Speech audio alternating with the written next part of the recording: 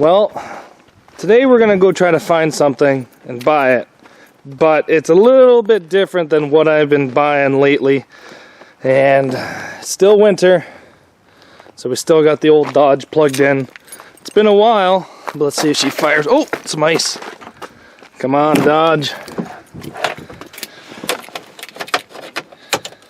Keys in, neutral, ready? Oh yeah, purr you kitten. So what we're going to be doing today is we're going to be going and picking up a car. Now it's been quite some time since I've gone anywhere, so I'm just going to make sure everything's safe on this trailer. But let's get talking about the car that we're going to go get today. It's kind of a grandfather to a couple of these cars I already have here. Well, pretty much all the cars I pretty much already have here.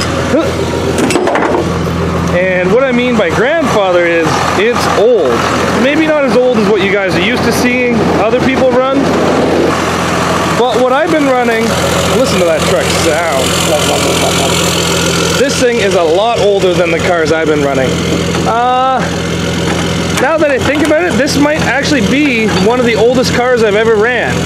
And just because it's old doesn't mean it's super strong. When we go get this thing, we're going to try to figure out if it's worth me running it, just selling it, just scrapping it, maybe seeing what parts might fit some of the cars I have. I'm just going to take that off. But let's go get this car. While we drive there, we're going to kind of look around and see if we can see anything. What I mean by seeing anything is see if we can find any other cars that I want to smash on the ways to going and getting it. Well, you guys almost ready to go? So we checked all the tire pressures, all the lights, did our circle checks, and we are ready to go. What do you guys think we're getting? So we came all the way down here to Toronto. I was a little off on where the map says. I thought I was going to go north of the 401, but we're quite a bit south. To take a look at this. Now, this is a little out of my comfort zone. This is a 1985 Toyota Camry. This is back when they were mini cars.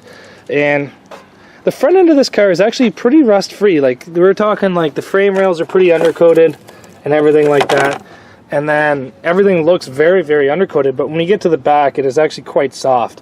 What is interesting is in 1985, these were fuel injected. And I really wasn't expecting that. I thought this thing would be carbureted.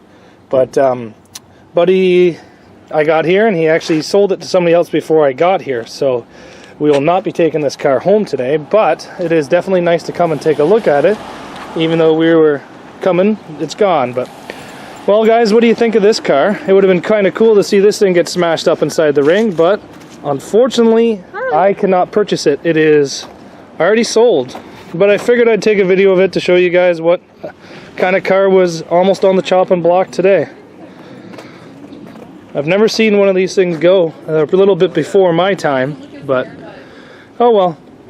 It would have been cool. Take care, guys, and we'll see you back here tomorrow.